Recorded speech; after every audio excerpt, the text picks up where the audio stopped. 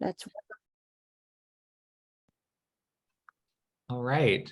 Well, thank you, Misu, and I'd like to thank the organizers for putting this conference together and for giving me the opportunity to speak. So what I'll be talking about today is joint with Zach Hamaker at the University of Florida. So here's an outline.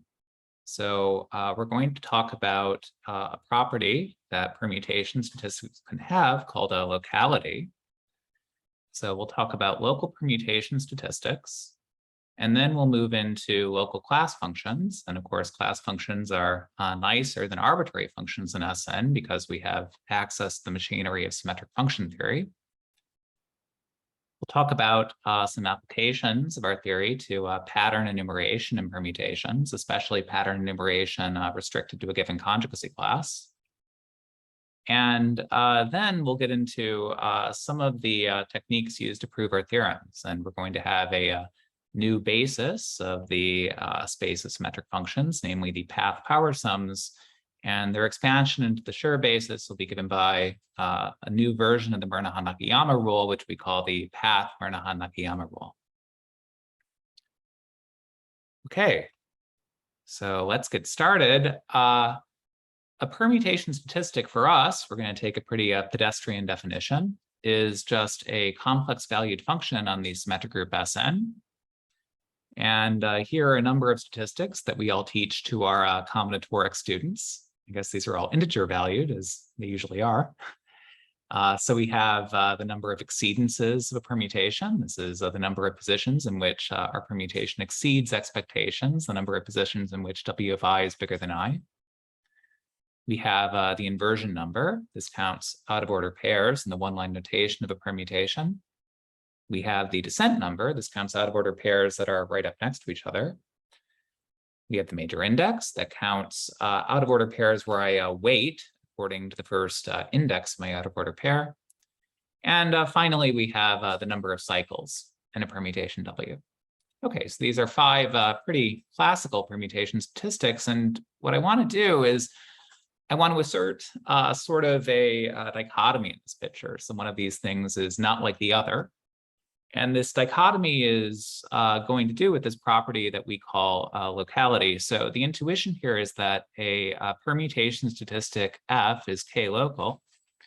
If F of W can be determined by, well, roughly speaking, the restriction of W to K element subsets of the integers between 1 and n. So if I'm computing exceedances, I'm really only looking at one permutation value at a time, so that should be 1 local. For inversions, descents, or major index, really I'm looking at 2 permutation values at a time. Maybe they're far apart, maybe they have to be close together. But for cycles, you know, if I just kind of give you permutation values 1, 2, or 3 at a time, I mean, cycles, this is somehow a more global phenomenon. So cycles, you know, this is not going to have locality in such an interesting way.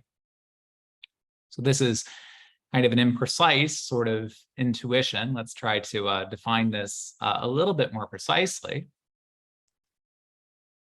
So the definition of locality will have to do with partial permutations. So a partial permutation of the numbers between 1 and n of size k is, well, the partial information of a permutation on k positions. So the idea is we have 2 size k subsets, S and T, of the numbers between 1 and n, and we have a bijection from S to T. So I'm going to let S sub nk be the family of all partial permutations of the numbers between 1 and n of size k. So we might represent these partial permutations kind of in functional notation like this, or we might represent them in something like a 2-line notation like this, a pair of ordered lists, right? So this would be an element of S5-2. I've given you 2 entries of a permutation in S5. So if we think about a partial permutation ij in S and k written in this 2-line sort of fashion, we can define a rather simple permutation statistic. It's an indicator statistic, 1ij. And the idea is that 1ij evaluated on a permutation W is going to be 1 if W sends the ordered list I to the ordered list J and 0 otherwise. So this 1ij function is really saying, is a total permutation, a genuine permutation, compatible or not with a given partial permutation ij. Okay, so these 1ij functions are going to be the building blocks of local statistics. So here's our definition. A permutation statistic F is k-local if there are constants, Cij and the complex numbers, such that F can be written as the corresponding linear combination of indicator statistics, where here ij, sorry, this k is rather small, ranges over the set of all partial permutations of n having size k, right? So this is what k-locality means. So back to our examples. The exceedance number, well, that's one local, right? I can think about that in terms of size 1 partial permutations. Inversions, descents, major index, these are all 2 local. And number of cycles actually has no non-trivial locality, right? If you try to write this in terms of these indicator functions in an interesting way, you're not going to get very far.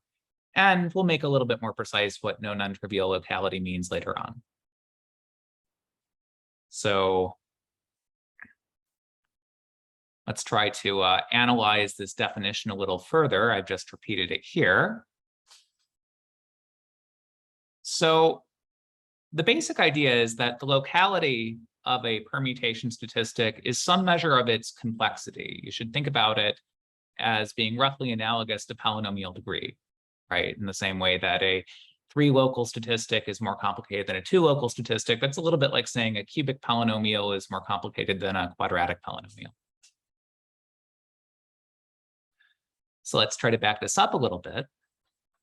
The 0 local statistics are just the constant functions from Sn to C, certainly the simplest permutation statistics there are.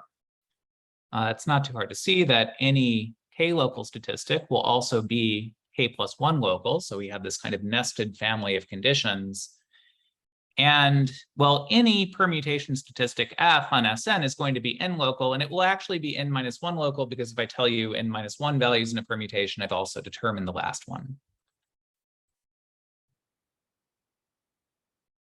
Okay, so let's kind of carry this locality equals degree analogy a little bit further. So a linear combination of k-local statistics is k-local, just as a linear combination of polynomials of degree at most k has degree at most k. We have a vector space. And furthermore, if we have a k-local statistic F and an L-local statistic G, I can pointwise multiply them, take their Kronecker product, so to speak, and get a new statistic F times G, and that's going to be k plus L local. And that's just how polynomial degree behaves.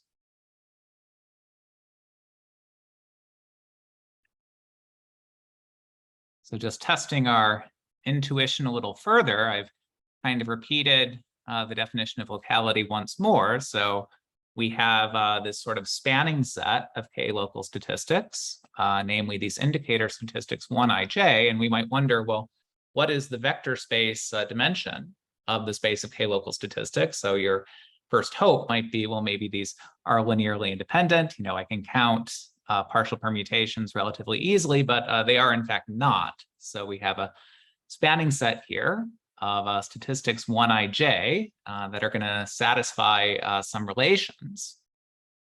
So what's the vector space dimension of the space of k-local statistics?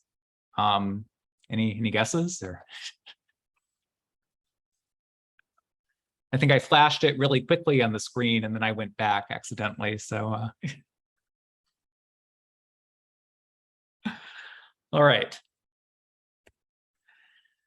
So actually, the vector space of k-local statistics on Sn has dimension equal to the number of permutations W in Sn which have an increasing subsequence of length n minus k.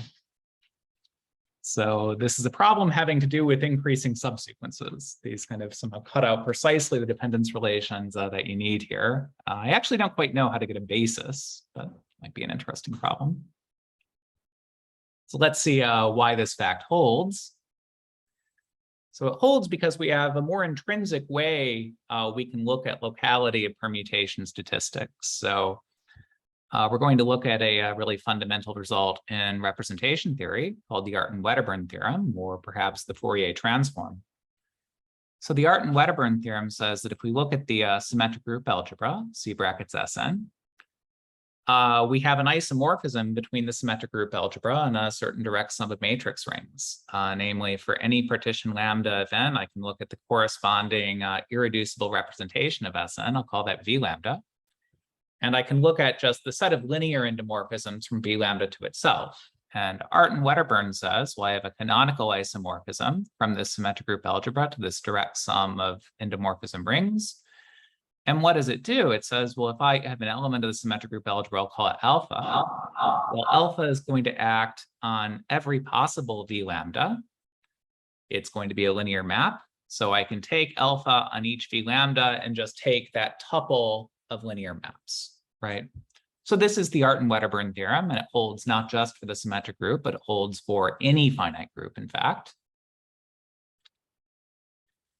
And there's a result which I'm just going to call sort of ubiquitous. A lot of people from a lot of different communities have proven this result. There are people in social choice theory, there are people in machine learning, there are people in probabilistic combinatorics, there are people in extremal combinatorics. And the result here says that a statistic f is k-local if and only if, well, I can take a function on Sn and turn it into an element of the symmetric group algebra in a pretty nice way like this. And if I push it forward under this isomorphism psi coming from Artin-Wedderburn, the image should be supported on those partitions which have, well, at most k boxes outside of their first row, right? So this is an intrinsic way of looking at permutation statistic locality, and through RSK, we get that connection with increasing subsequences that came in with the last slide, as was explained in Jiangsu's talk.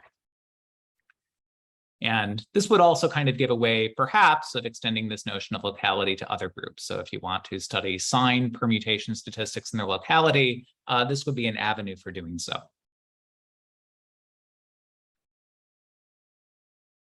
So what's another thing we can say? Well, characters of the symmetric group are permutation statistics. We don't normally think of them that way, but they are. So if I have a partition of n with at most k boxes outside of its first row, the corresponding irreducible character chi lambda is going to be k-local. And that basically comes from what I wrote down up here.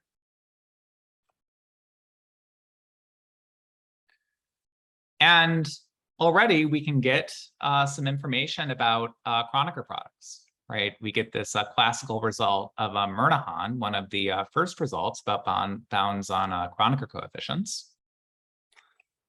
So Murnaghan says that if lambda and mu are two partitions of n, we can consider the corresponding Kronecker product of their irreducible characters. And the Kronecker problem, which is this very famous open problem, says, well, how do I take this pointwise product and expand it into irreducible characters? And Murnaghan says that this Kronecker product, well, is going to be in the span of those irreducible characters where, well, the number of boxes outside the first row of my irreducible character mu can be no larger than the sum of the number of boxes outside the first row of the irreducible characters of lambda and mu. So I'm not going to claim that this is the most sophisticated bound out there on the Kronecker coefficients, but it's one of the first and one of the most classical. And it really kind of follows from this theory, right? Because I have two statistics, these irreducible characters, which have a given locality. I'm taking their pointwise product. Locality is an additive thing.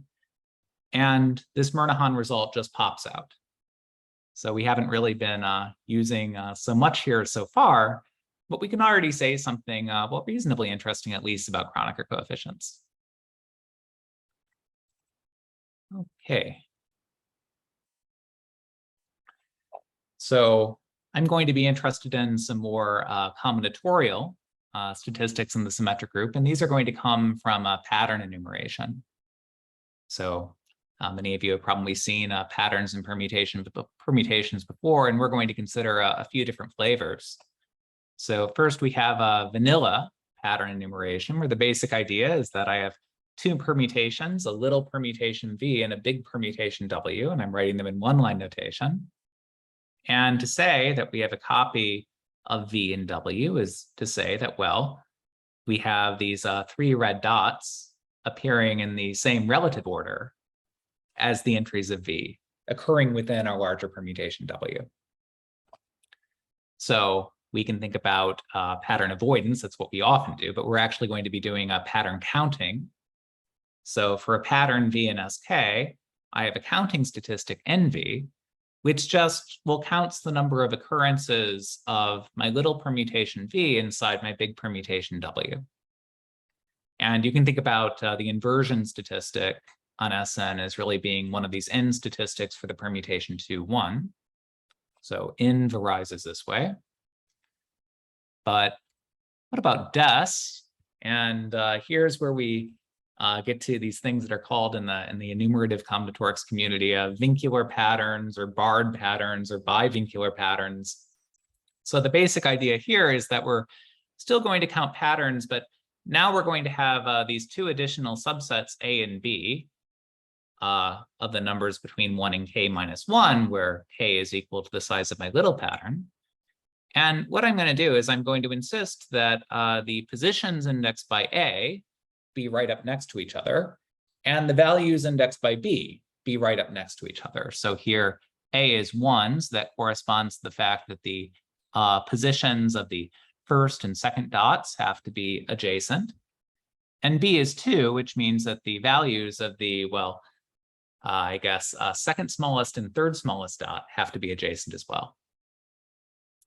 And we can also count bivincular patterns. And this does show up, quote unquote, in real life. This is how you would get the descent statistic. This is a vincular statistic. I think it's vincular if you just have the values. I think it's barred if you have the positions. And I think it's bivincular if you have both, but don't quote me on that, although this is on YouTube, so, well. And finally, what about major index? Well, if you wanted to just go absolutely crazy, you could say, well, we want to count bivincular statistics, but also count them according to weight. So now we're going to have two polynomials, f and g, these kind of weighting parameters. And f is going to have something to do with the positions. G is going to have something to do with the values. There are going to be polynomials in x1, x2, up through xk, where k is the size of v. And every time I see an instance of my pattern with the associated bivincular conditions, well, I'm just going to weight it by plugging the positions into f and the values into g like so. So I'm going to have a weight.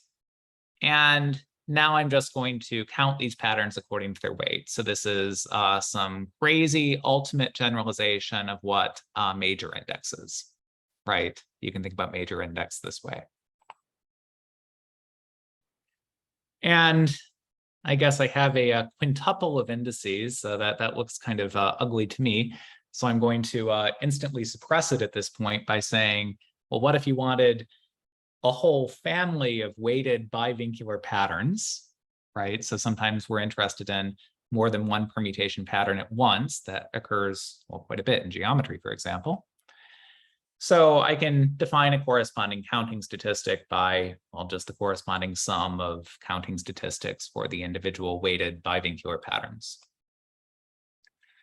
And we can see that if the largest pattern in this set, upsilon, has size k, then this counting statistic will be k local. So this is kind of fitting within our k local paradigm. And sort of the goal is, and this is inspired by some very beautiful work of Chris Gates and Chris Reba, is to study permutation patterns not on the full symmetric group, but restricted to a given cycle type k lambda, permutations of a given cycle type. And I'll keep this person anonymous. There was a senior combinatorialist who said that is pure hell. And somehow intuition behind this is that, well, pattern counting has very much to do with the one-line notation of a permutation, right? We're thinking about a small one-line notation inside a big one-line notation, whereas, well, cycle type has to do, obviously, with the cycle structure of a permutation. And often these two different ways of representing a permutation just don't link up in a very nice way, right? So this is a problem which is, perhaps somewhat unpleasant to do, but we're going to look at it nevertheless.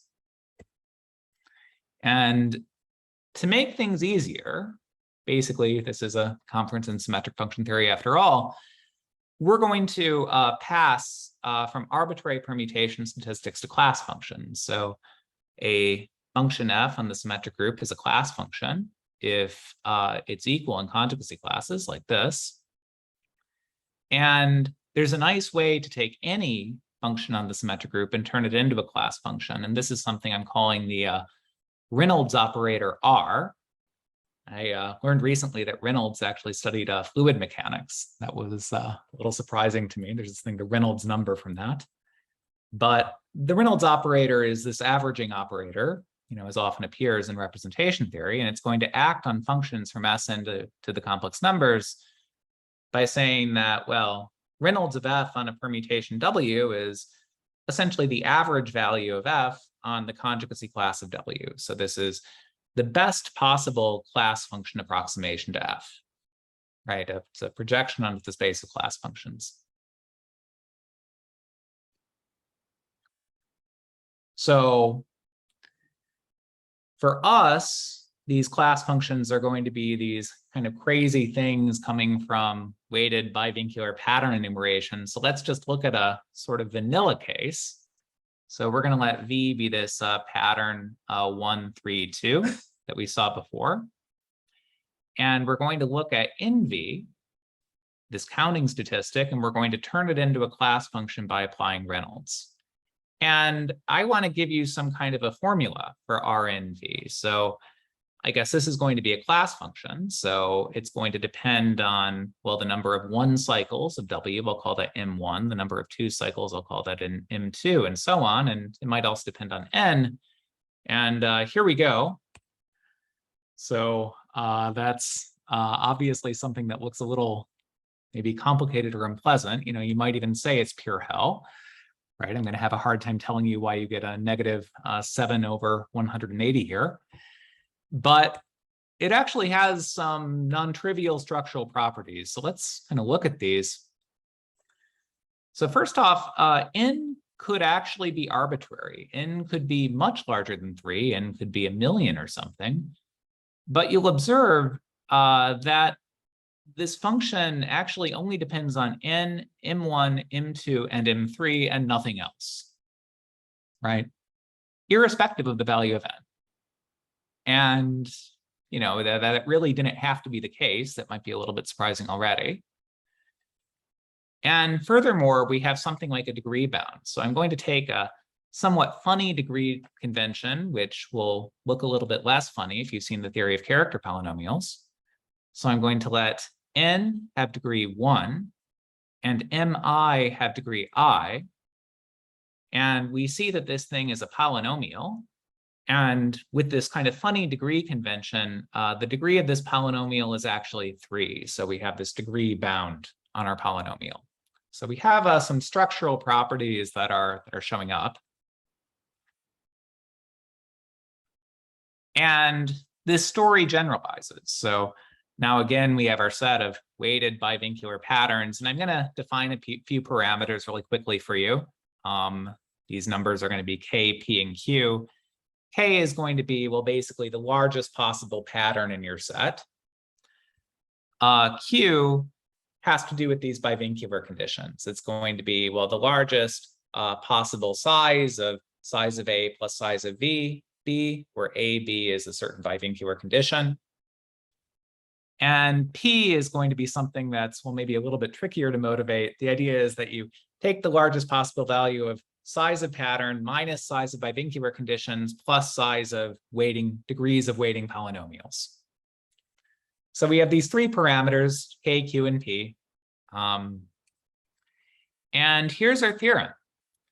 So it states that if we look at this particular statistic in upsilon, and if we actually look at any of its moments, right? So moments of statistics are rather important, of course, in probability theory. So if we look at the dth moment of this statistic, and if we apply Rhoades to it, Well, what we get is not necessarily a polynomial anymore, but it's going to be a rational function in the variables n, m1, m2 up through mkd.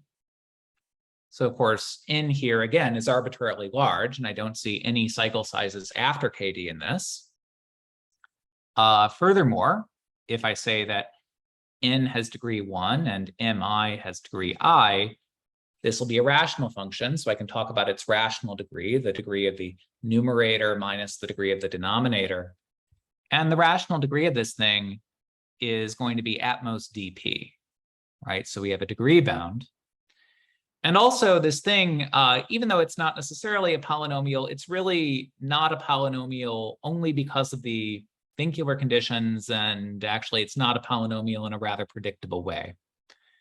So the statistic that I get by taking this Reynolds thing and multiplying by n minus 1 up through n minus dq plus 1, where q is this parameter coming from forcing positions or values to be close together, that will actually be a polynomial.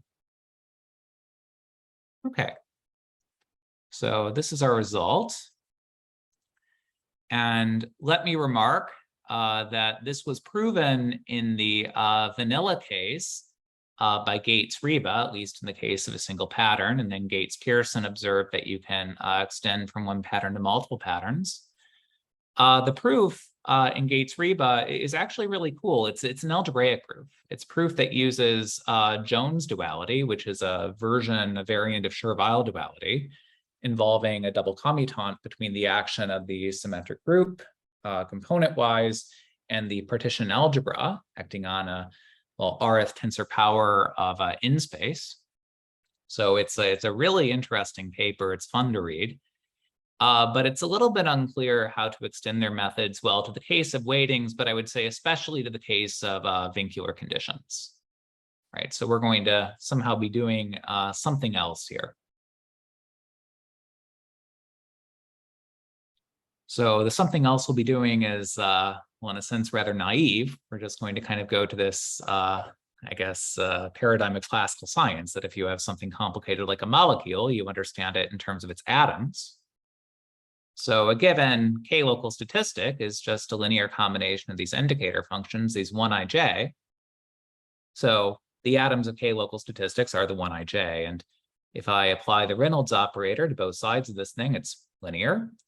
So the atoms of k-local statistics are going to be Reynolds operator applied to 1ij, where ij is a partial permutation. So these are going to be these k-local class functions we're going to consider. And we're going to consider these class functions from the point of view of symmetric function theory. So we have the Frobenius characteristic map from class functions on Sn to the vector space of degree n symmetric functions. And here it is. It's basically a generating function for your class function where you weight according to a power sum. And this leads to a definition of these things that we call the atomic symmetric function, because we have these atoms of k-local statistics. So what we do is we start with the partial permutation in Sn. We look at the corresponding indicator function. We turn it into a class function by applying Reynolds. We turn that into a symmetric function by applying the Frobenius map. And then for reasons having to do with making formulas look nicer, we multiply this thing by n factorial. Okay, so this is the atomic symmetric function. And, as my calculus teacher said, in calculus, when in doubt, take the derivative. In symmetric function theory, when in doubt, find the Schur expansion. So that's the thing that we reflexively want to do with any new symmetric function. That is the correct thing to do in this case, essentially because of the theory of character polynomials. So we're going to ask, what is the Schur expansion of this new atomic symmetric function a and ij? So I can give you an answer involving character theory. Here it is. So what's the Schur expansion of a and ij, where ij is a partial permutation? Well, one way to say it is to any partial permutation, I can associate an element of the symmetric group algebra. what I do is I look at all possible permutations that are compatible with my partial permutation that send the ordered list I to the ordered list J. I look at those permutations W and I add them up. And the coefficient of S lambda in this Schur expansion turns out to be the irreducible character chi lambda evaluated on this symmetric group algebra element. And here I really mean we're extending chi lambda by linearity, so we have something that looks like this, right? So what we have here is essentially a character problem. To find the Schur expansion, I have to give you, well, some kind of an expression for this thing. So what's the Schur expansion of A and IJ? And here's a totally useless answer. Apply the Murnau-Nakayama rule n minus k factorial times, right? So we have n minus k factorial permutations here, and you could certainly apply the Murnau-Nakayama rule a whole bunch of times to find all of these irreducible character values, and you would get the right answer, but, well, as we saw, we have like a little permutation and a big permutation. K is usually a lot less than n. This will usually be massively inefficient, and there are actually going to be some structural properties that this answer is just going to miss, right? So this is our first answer, and really the miracle to me in this project was that we can do better. We can do a lot better in describing what this character value actually is. So that's what we're going to do next. So in order to study these atomic symmetric functions, we're going to have to represent our partial permutations in a better way. So well, what's going to happen if you take a partial permutation and you try to write it in quote unquote cycle notation? Well, if I had a genuine permutation in Sn, I could write it as a, well, disjoint union of cycles. But if I have a partial permutation, I'm going to get both cycles and paths. So this is a partial permutation of 15. And you might have, well, loops of size 1. These are fixed points, or you might have unspecified entries. These are just kind of circles that are by themselves. So to every graph like this, we call these path and cycle notation, we have an atomic symmetric function, and it's, well, not too hard to see that the atomic symmetric function actually doesn't depend on this entire picture. It only depends on the unlabeled graph. So we're kind of making some progress here. We got rid of the numbers. And even better, we can say that the atomic symmetric function actually factors. So there are two kinds of components here. We have path components and we have cycle components. And as a matter of fact, we can factor the atomic symmetric function in terms of something corresponding just to paths and something corresponding just to cycles. And furthermore, the thing corresponding just to cycles is actually a power sum, right? So in this case, it would be P22211. I'm just recording all of the cycle sizes. So I have this power sum corresponding to the cycles, but what about the paths? And that's going to be something new that I wrote down here in red. And this new thing is something that we call a path power sum, right? So a path power sum P mu is by definition the atomic symmetric function of a graph consisting of paths of sizes mu1, mu2, mu3, and so on. So the path power sums form a basis for the vector space of symmetric functions, just like the ordinary power sums. And the way to show that is to see that the path power sums are unit triangular in the basis of usual power sums. The fastest way of doing this is combinatorial. You basically say, if I want to take a path power sum and expand in terms of power sums, you basically look at this picture and you glue these paths together to form complete cycles in all ways possible, and that's going to give you your power sum expansion. So again, our goal is to find the Schur expansion of this thing, path power sum P mu times P mu. We've kind of factored this problem into two pieces, and of course, the solution to one piece of this is very classical. It's the Murnau-Nakayama rule. So it says that if I have a partition, or even a composition, if you like, of n, the power sum P mu can be expressed in terms of the Schur functions like this. The transition matrix is the character table of Sn, or combinatorially, we can think about this as a ribbon to blow enumeration. So we're summing over a new ribbon tableau, where ribbons have to have sizes nu1, nu2, nu3, and so forth. These tableaux have to have overall shape lambda. And, well, a new ribbon tableau is going to contribute a sign, -1 to the height of the ribbons involved, or -1 to the sum of the heights of the ribbons involved. And here's an example. So if nu was, I guess, 3, 2, 2, 1, we have a picture that looks something like this. I have to consider for the coefficient, I suppose, of S 4, 3, 1, filling up the Young diagram of 4, 3, 1 with ribbons of sizes 3, then 2, then 2, then 1 in all possible ways that are standard, like so. And each way of doing so will contribute a sign. There's some cancellation here. No known cancellation-free rule is known for this particular basis expansion. And what we have is the coefficient 1, ultimately. So this is all classical, but what about the path power sum p mu? What about the other piece of the atomic symmetric function? So now we get into these objects that are new to me. They were new to Zach. I'm not sure if any of you have seen things like this before. These are things that we call monotonic ribbon tilings. So what's a monotonic ribbon tiling? We have an example and a non-example. So we have a Young diagram, and we're tiling this Young diagram with ribbons. And these ribbons are going to have tails. So the tail, I'm using English notation, is going to be in the southwest corner of the diagram, just like San Diego, where I'm giving this talk. If you're in the US, it's the southwest. I guess many of you are in Korea, in which case it would be somewhere else. Is that Jeju? So not entirely sure what's in the southwest of Korea. So these are, at any rate, these white circles here. So I'm going to insist that all of these white circles live in distinct columns. That's the first thing. Next up, as I read these white circles from left to right, the depth of these white circles has to weakly decrease. So these things are kind of weakly getting more north.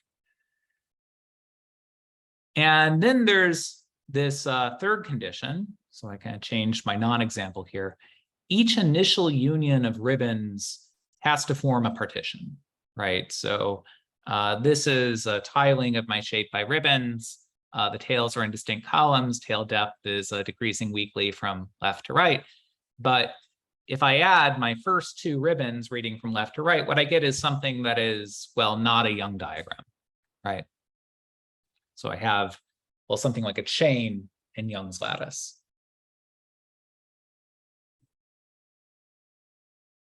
And here's our result. So let's say I have a partition of n, and I look at the corresponding path power sum and expand it in the Schur basis. So the coefficient of S lambda is going to be, well, this thing I'm denoting with vector notation. By the way, I'm using vector notation to remind you that we're kind of dealing with paths.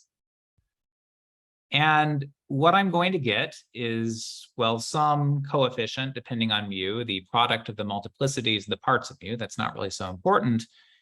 And then I'm going to sum up over all pictures that look like, well, the thing on the left, the good picture.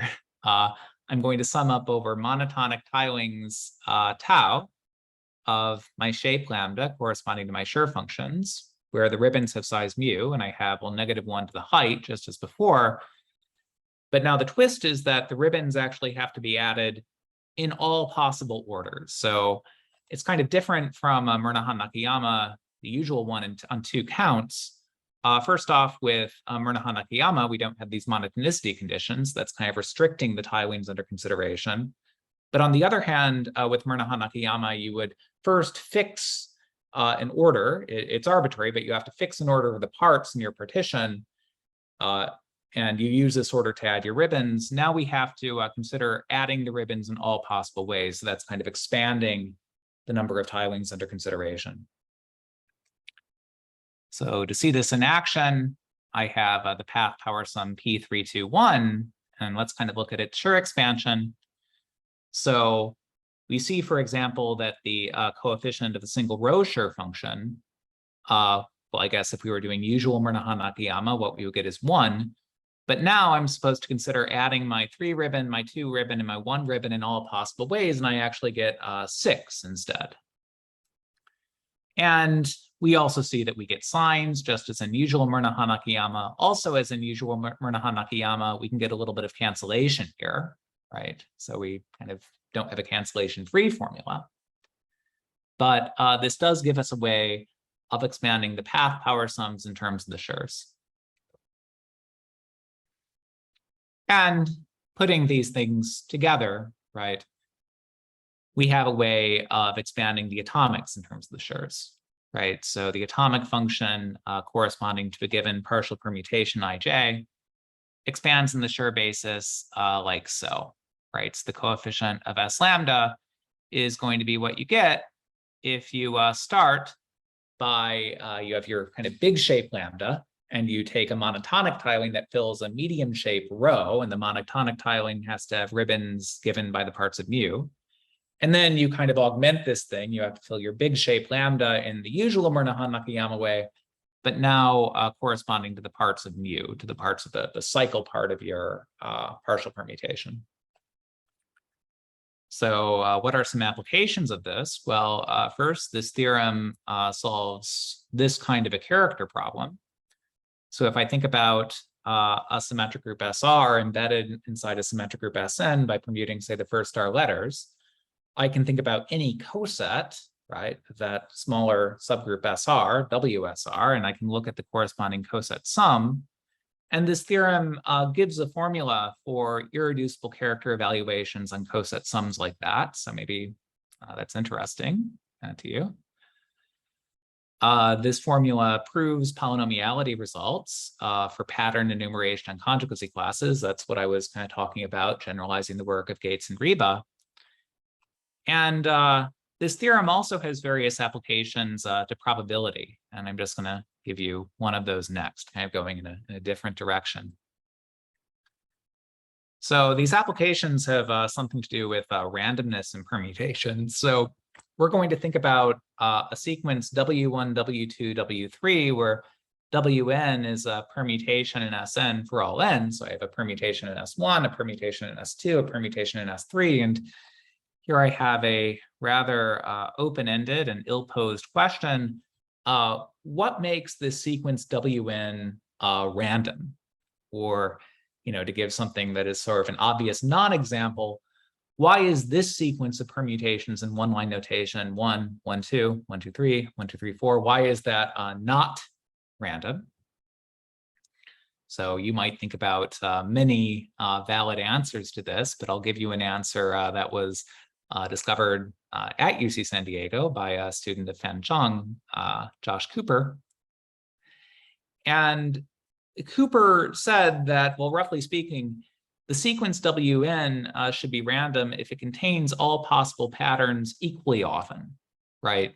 So from the point of view of pattern containment, right, I shouldn't really be able to have a preferred pattern that occurs significantly more often than another. And I mean, certainly this sequence is going to fail. If I take any pattern other than an identity permutation, I'm never going to find it. And if I pick an identity permutation, I'm going to find it all the time. So using asymptotic notation, this is sort of another way of, well, this is really Cooper's definition.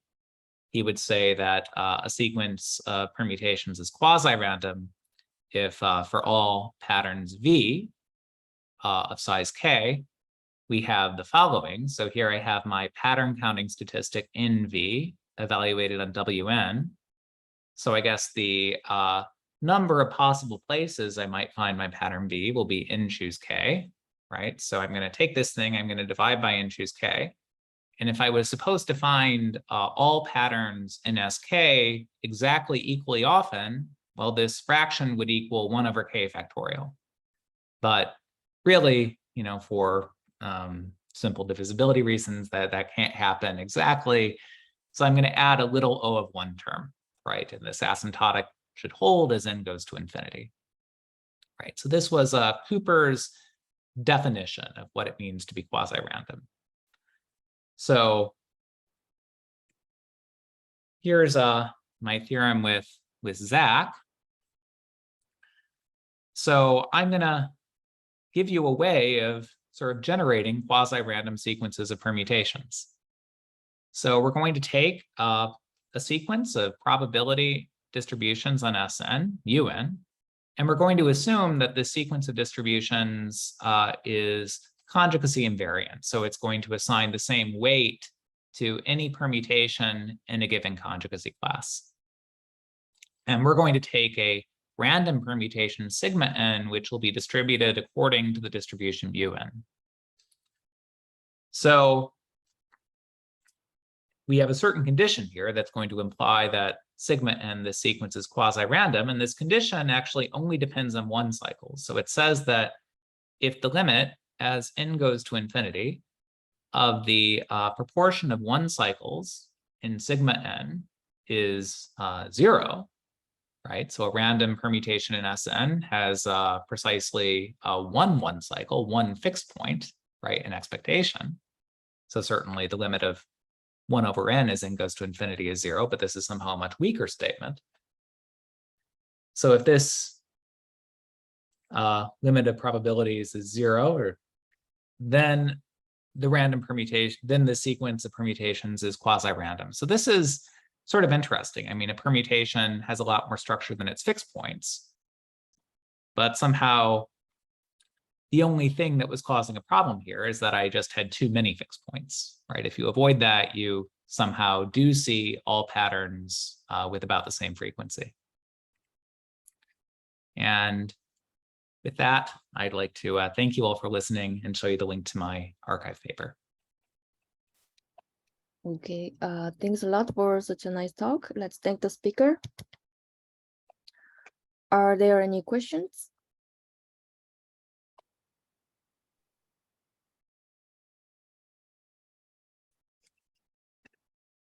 Okay. Yeah, it was a very nice talk. These character values, these if you call them path character values. I mean, Yeah. do you get an honest character table if you record them, or with orthogonality?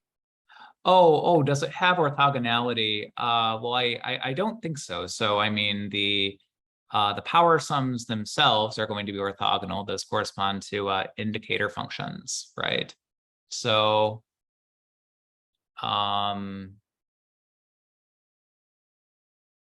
yeah, so you're going to get, I think you're going to get triangularity, but you wouldn't get, I don't think you would actually get orthogonality, but.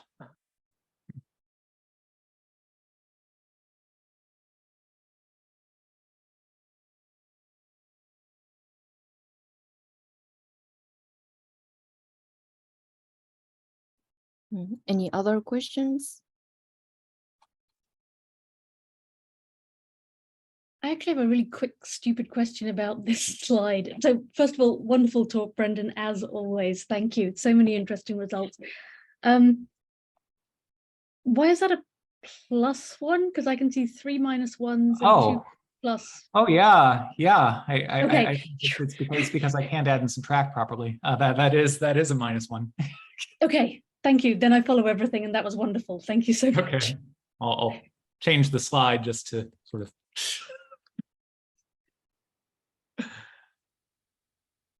And there is a question in the chat. Oh, do I know how to write other bases of symmetric functions in terms of the past symmetric functions?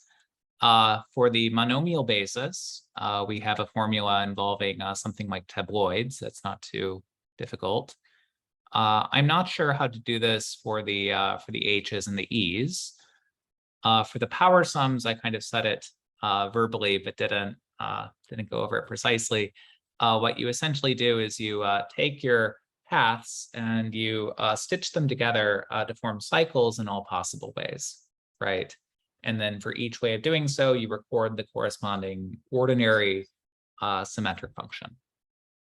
So that kind of corresponds to taking a partial permutation and turning it into a genuine permutation by filling in data in all possible ways. So did that help?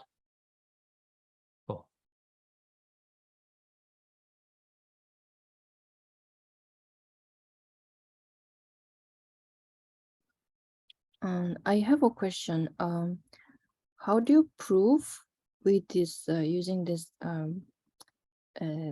diagram picture? Yes.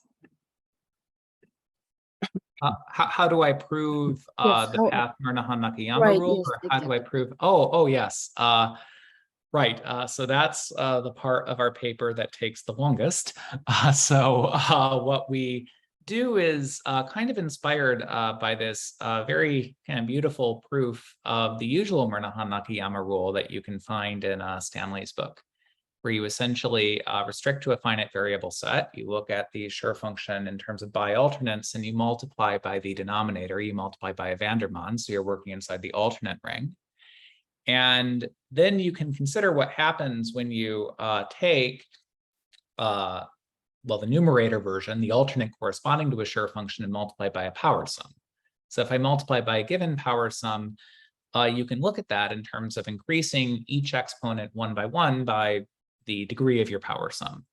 And you still have this alternate, so some of these things are going to be killed, and some of these things are going to survive, but they might survive with a sign. And as it turns out, that precisely emulates the process of adding ribbons one at a time. So your life is easier for the power sum basis because it's multiplicative.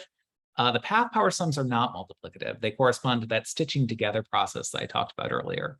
So you start with that overall reasoning, you get some really, really huge expansion, right?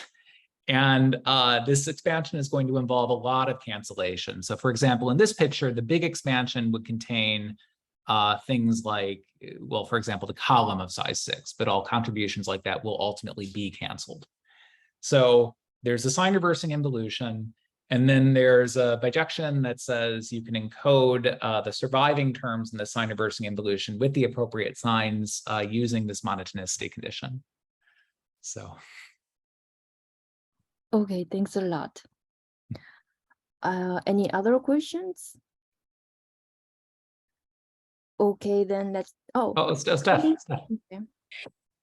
So I guess a more theoretical question. So it's a beautiful basis. Do you know things like the product, co-product, antipode, or those are all future topics?